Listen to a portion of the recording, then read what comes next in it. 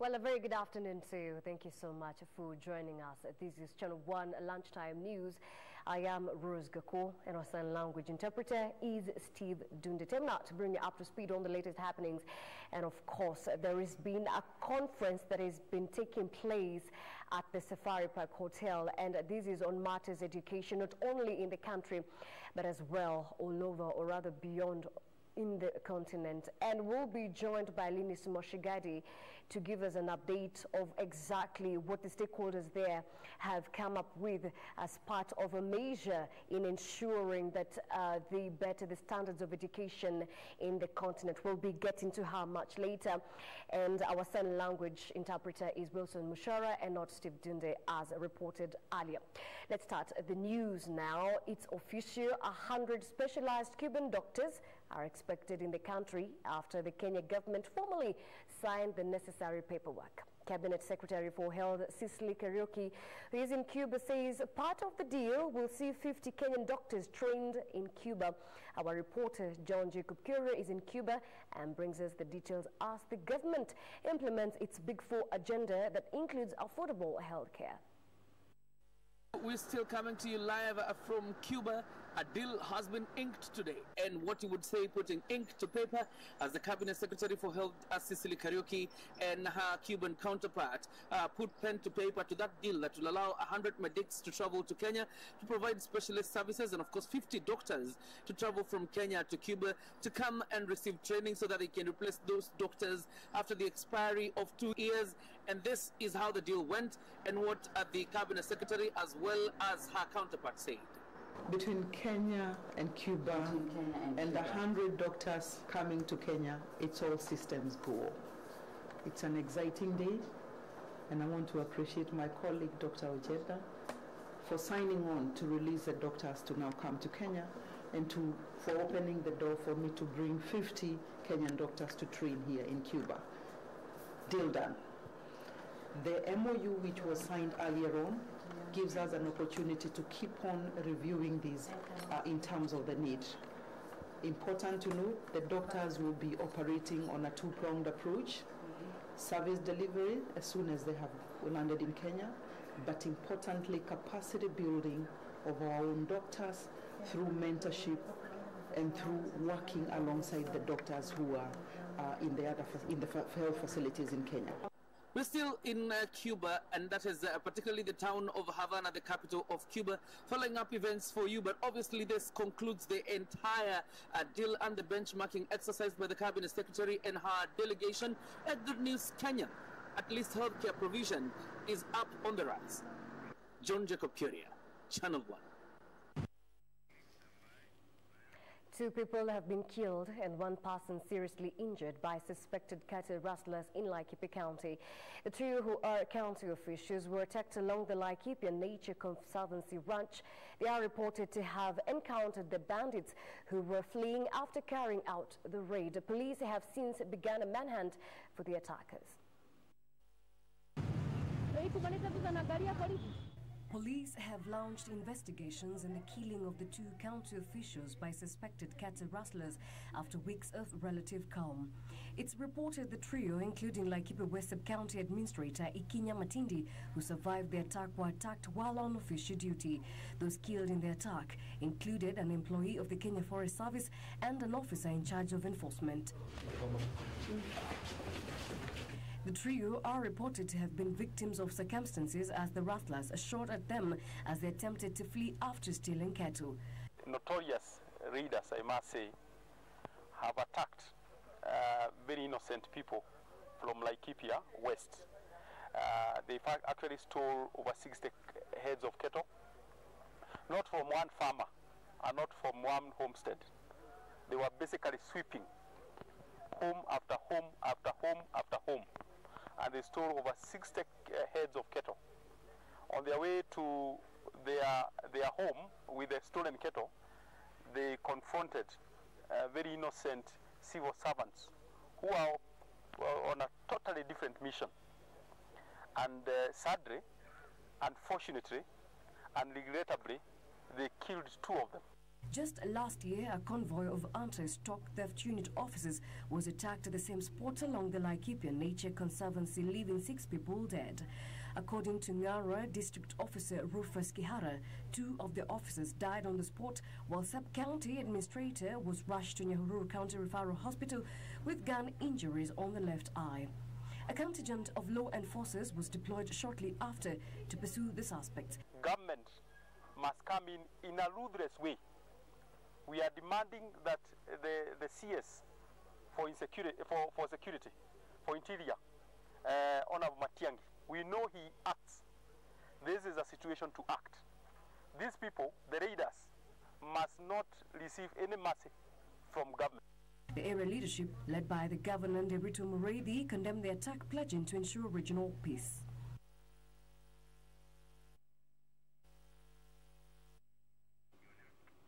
Well, just to bring you up to date once again, is that President Uhuru Kenyatta is expected at the Safari Park Hotel, where the Pan-Africa Conference on Education is currently taking place. And of course, the stakeholders, including over 40 ministers of education across the continent, have been meeting. And this is pretty much to bring together ideas on education, on how to better the sector across the region. You can see on our screens some pictures right there. There is the conference still underway. The president is expected to address the stakeholders, which in the meeting, which is currently in 2 phases, both by the ministers and of course the technical team. And remember, this is only to ensure that the region is in line with the sustainable development goals, especially number 4, which advocates for quality education, entailing that all people can access quality education, and of course especially among the youth. And of course in this conference, the stakeholders have really been advocating for the TVET or tertiary level of education if Africa is going to achieve all her development goals within the given time. This is Vision 2030. Well, we take a very short break, but of course we'll be heading there when the president is expected to address the nation, or rather the stakeholders, during that meeting. But first, the break.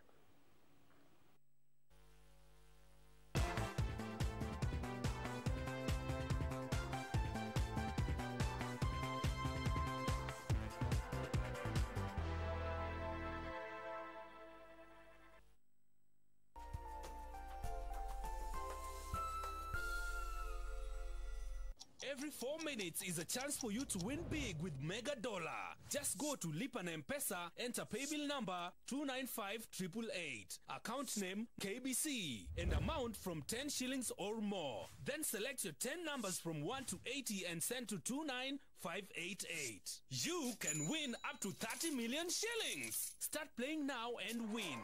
Mega Dollar. Big winners every 4 minutes.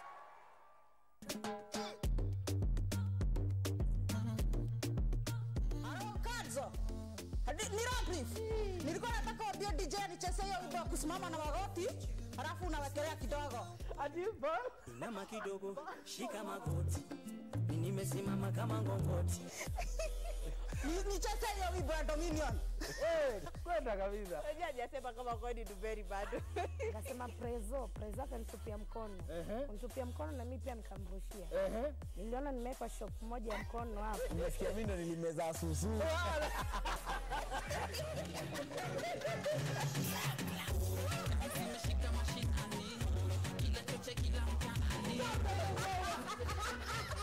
Spirit yetu sote sisi watu ambao tunakula vizuri, tunakulanga kumaliza. Hapa ndo nyumbani, karibu katika Mahanja. Keep it Mahanja, KBC.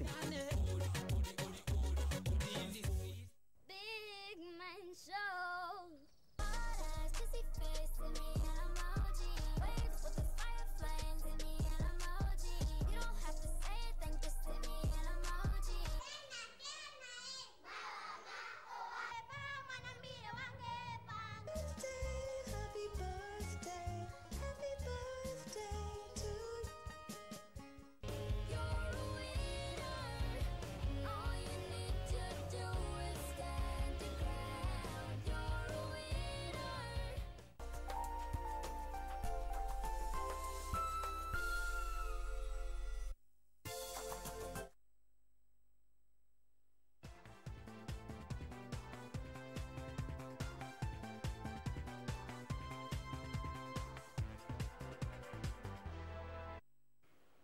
Welcome back, and thank you so much for keeping us company. The government has deployed military and police choppers to Kilifi County to evacuate hundreds of residents whose houses were submerged following heavy rains. The search and rescue efforts comes as Tana River woman representative Rehema Hassan wants the government to declare flooding a national disaster in Tana River as the humanitarian situation worsens. This is a situation in Malindi and Magarini sub-counties of Kilifi County. Villages completely submerged, forcing residents to flee as their homes are washed away by floods. The Kenya Red Cross Society teams have been on the ground for 2 weeks, but the humanitarian situation has worsened and their resources overstretched. And in a bid to boost the efforts by the Kenya Red Cross, the government has now deployed military and police choppers to the region to rescue residents who are stranded after villages were engulfed in water. Area Governor Jeffa Kingi led county officials on a fact-finding mission and was upbeat on the move by the government to evacuate residents as well as offer relief supplies to thousands of those affected. Na nataka pia nipongeze idara ya polisi, manake pia nao wametoa chopa hivi asubuhi, imeenda kule. Nimezungumza na Generali Mwatete, pia naye ametoa helikopta ya KDF ili kasaidie hali kule sehemu ya Malindi na Magarini. The governor, however, says long-term measures should be put in place by constructing dikes along River Sabaki that burst its banks following heavy rains. Kwamba kwa sababu hili jambo linatendeka kila mwaka, ni vizuri tuondoke katika zile sehemu tambarare ambazo ziko karibu na ukingo wa mto na waende sehemu ambazo hata gharika ikaja aina gani haiwezi kuwafikia. Tunataka tuone serikali yetu ya kaunti na pia serikali ya kitaifa ikiwa tunaweza kuweka hizi tunaita mega dams na kuweka canals, ili maji haya wakati ikija kwa kuna mafuriko, maji haya inaweza kusambazwa ikaenda katika dams ambazo zashika pale na tuyatumie katika mambo ya ukulima.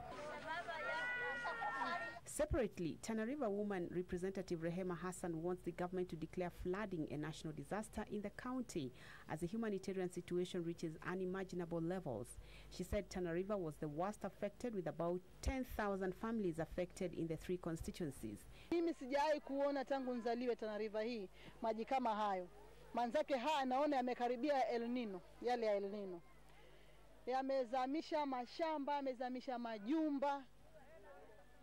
Watu wamekuwa hawana mahali pa kukaa. Hili janga lisikuwe ni janga la watu wa Tana River, liwe ni janga la serikali ya Kenya, liwe national disaster. Kwa hivyo serikali iingililie, itutafutie misaada kila pembe. Tunahitaji SOS. She called on the county and national governments to provide logistical support to ensure food and medical supplies reach the affected families.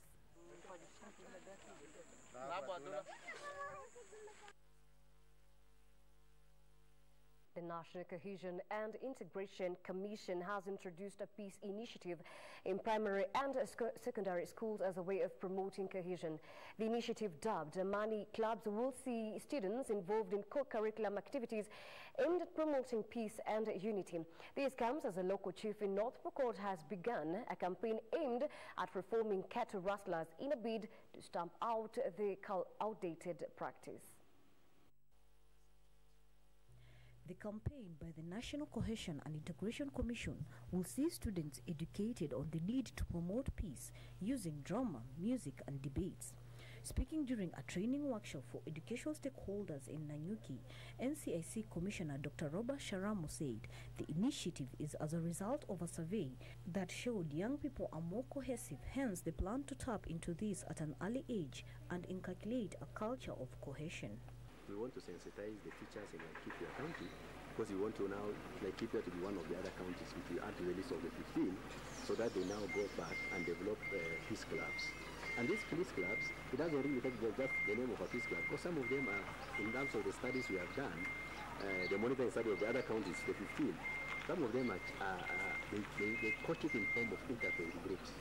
You know, they socialize, you know, you adapt it to your local circumstances. A cosmopolitan county like this now, it's easy actually to do a money club because you have over 23 ethnic groups living here.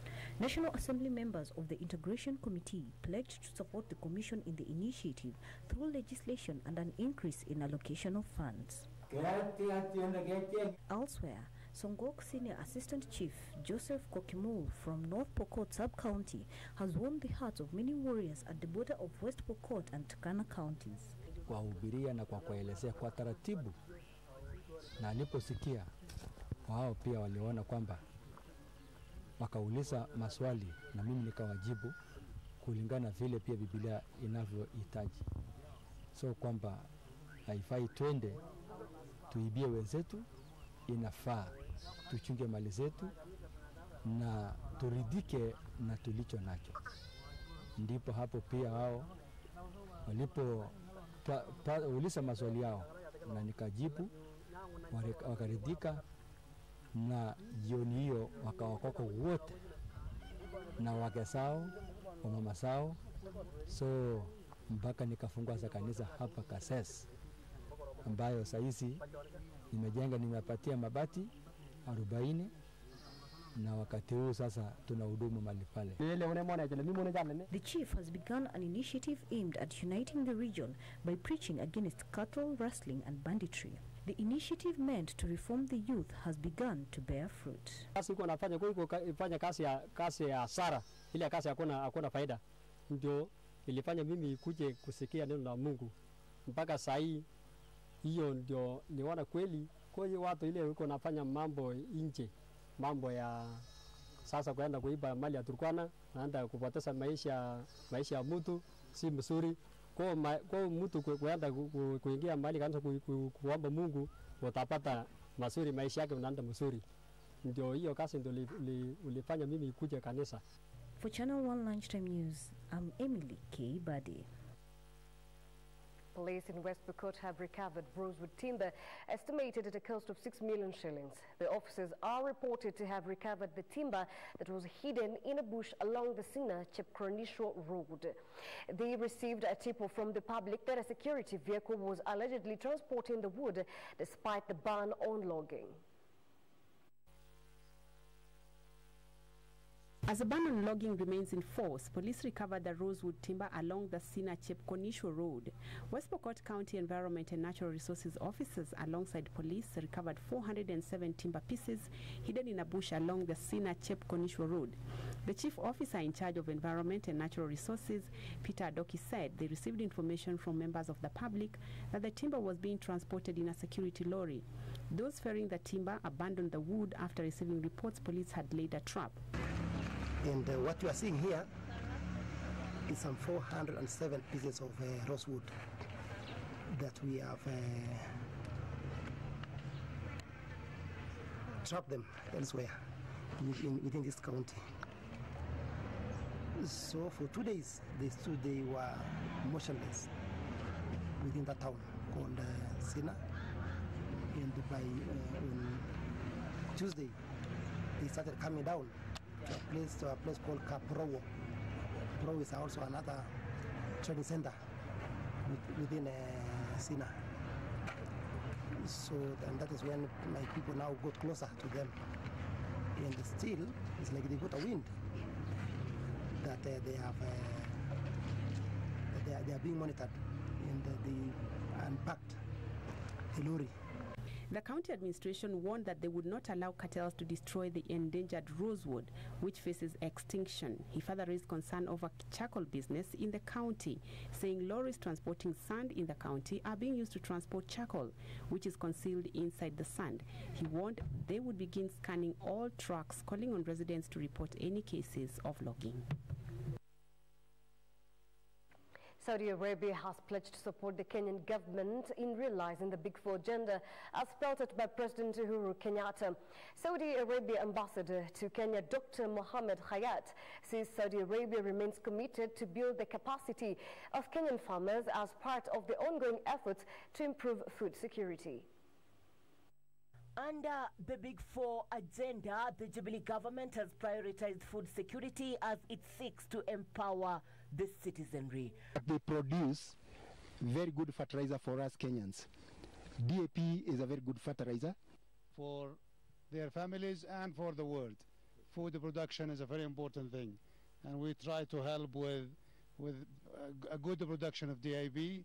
Mahadin produce the best DAP in the world, not only that is good quality, but also healthy and with less minerals into it. And with agriculture contributing about 51% of the growth.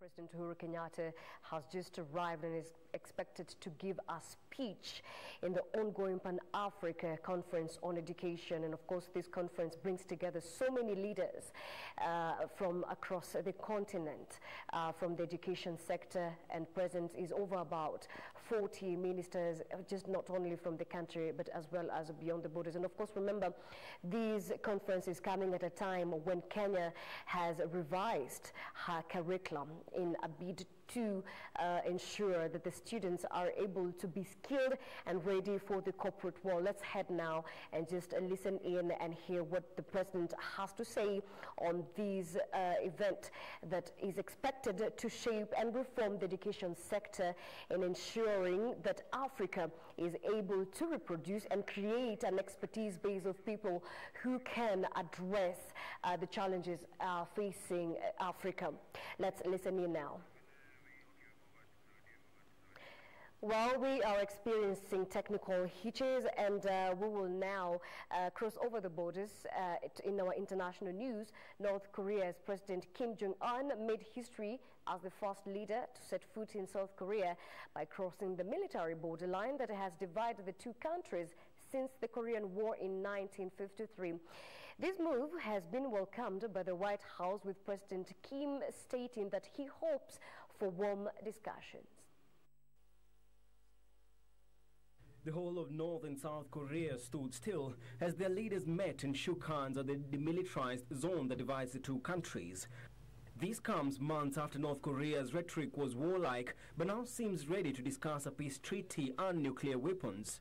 The meeting between Moon Jae-in and President Kim is in preparation for the Korean summit that is expected to focus on major issues affecting both Koreas, though many analysts remain deeply skeptical about the North's apparent enthusiasm for engagement. President Kim announced that he would suspend nuclear tests, a move that was welcomed by the US and South Korea as a positive step towards peace and prosperity. His new appetite for diplomacy led to the key turning point, a meeting with senior South Korean officials in March and an announcement of an unprecedented move to meet with President Donald Trump.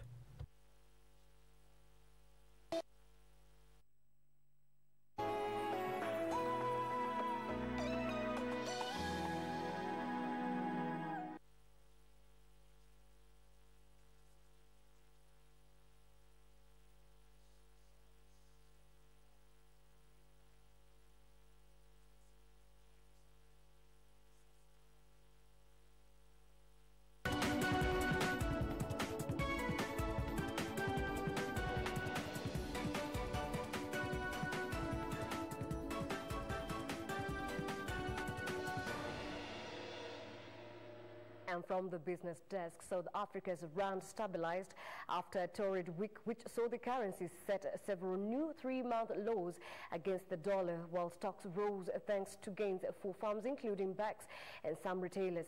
Details of these and other stories in our business news roundup from across the continent. The South African currency is down around 2.6% since the end of last week, as emerging market currencies worldwide have suffered steep falls because of a souring dollar. South Africa's new president, Cyril Ramaphosa, has staked his reputation on revitalizing the economy and rooting out corruption, which marred his predecessor, Jacob Zuma's 9 years in power.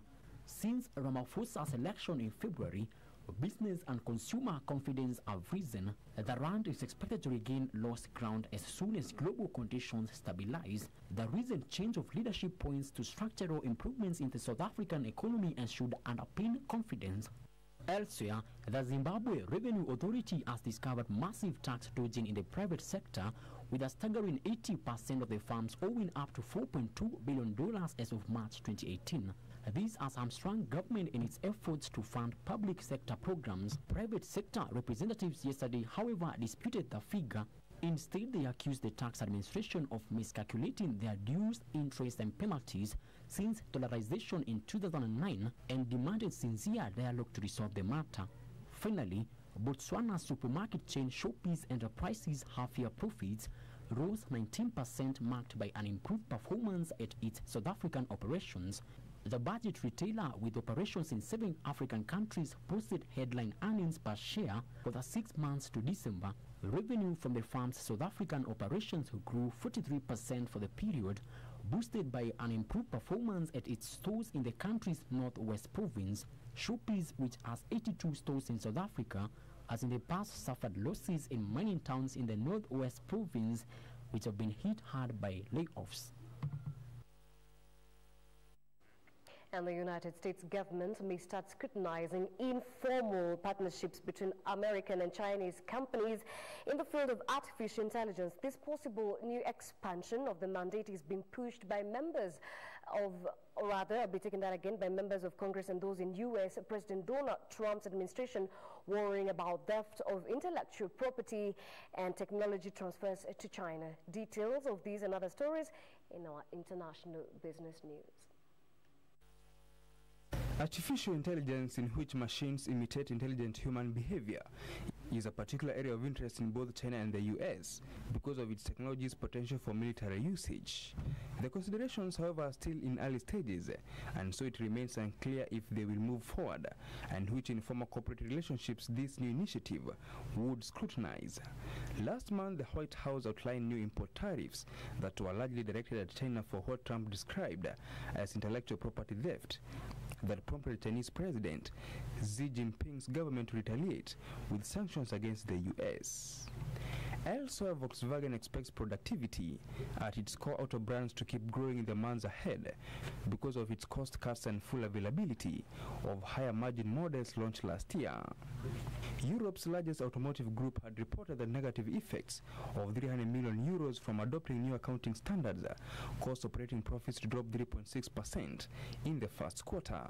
The VW brand last year introduced 4 all-new models in the fast-growing sport utility vehicle SUV segment, including the TROC and Atlas, that will enjoy their first full year of sales in 2018, and is about to launch redesigns of the Touareg SUV and the Jetta sedan, its top-selling product in the United States.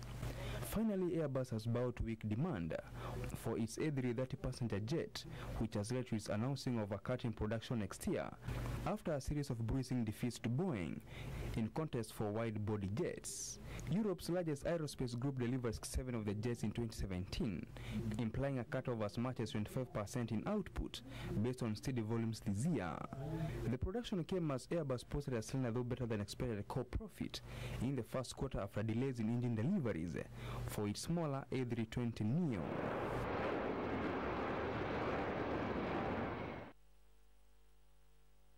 The Chinese communications construction company has allayed fears that the ongoing rains could disrupt the ongoing construction of the standard gauge railway at the Mai Mahiu. This comes in the wake of reports by geologists that sections of the area had underground fault lines which could affect the stability of the modern railway line.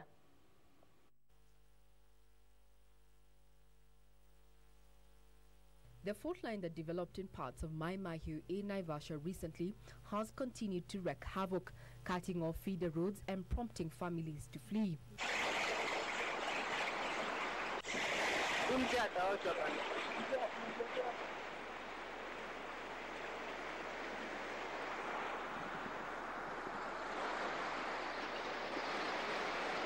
Amid fears of further cracks as heavy rains continue to rage across the country, Chinese communications construction company is seeking to assure that the ongoing rains will not disrupt the construction of the standard gauge railway at Mai Mahiu area. Right now, the construction of SGR Phase 2A is on course, and each section tries to meet the timeline we have already planted. And I think it's quite clear that it's the rain season, but we have tried our best to protect the general protection for our workers during the working. And also, we are trying to sort out more approach about our construction during the rain season to guarantee the quality. According to the construction company liaison officer Jasper Liu, the railway line is safe and on course with necessary measures put in place to make sure that there is no flooding or risks around the railway. Right now, the B3 flooding has already raised a lot of concern.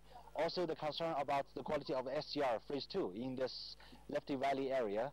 But as for the responsible contractor, CCCC has already tried to improve the design from the beginning. We have already considered this kind of situation, especially the rain season, the water volume during the rain season. We have put all this kind of factor into our consideration. The construction company, however, admitted that the ongoing rains have affected the extension of the railway line from Nairobi to Olkaria. The railway line has been designed to allow easy flow of water to avert flooding. The project is expected to create job opportunities for the locals as well as foster socio-economic development. Sasa hakuna kazi ya mwanaume wala mwanamke. Tunachapa wote, hata kuna madema driver wa trucks huko kwa barabara. Sasa tunachukulia any kazi ni kazi. Amid the developments, the Geological Society of Kenya is carrying out studies in the areas affected by the fault line across the Rift Valley region. Regina Manyara-Gitao reporting for Business Defined. The Ministry of Water and Irrigation is planning to initiate projects that will utilize underground and rainwater for irrigation. Principal Secretary Fred Sigor says the long-term plan is to construct storage facilities that can store rainwater for use in agricultural activities during dry seasons. Many farmers in the country depend on rain for agriculture production. Despite the heavy rains being currently experienced in the country, little effort has been done to collect and store rainwater for future use. The Ministry of Water and Irrigation now plans to initiate projects that will utilize such runoff water in future. We want to encourage underground exploitation because the potential is there. The government plans to construct dams and water pans across the country to boost irrigation and increase agricultural production per acreage. Storage of water is very key, and we are looking at the storage of water from 4 different angles. Number 1 is construction of big, huge dams, so that we use those dams to irrigate agriculture. Household water pans, which we are encouraging farmers and households to construct small water pans so that when it rains, they are able to harvest water. Farmers have been urged to embrace modern farming technologies to mitigate on the effects of drought as well as control pests and diseases.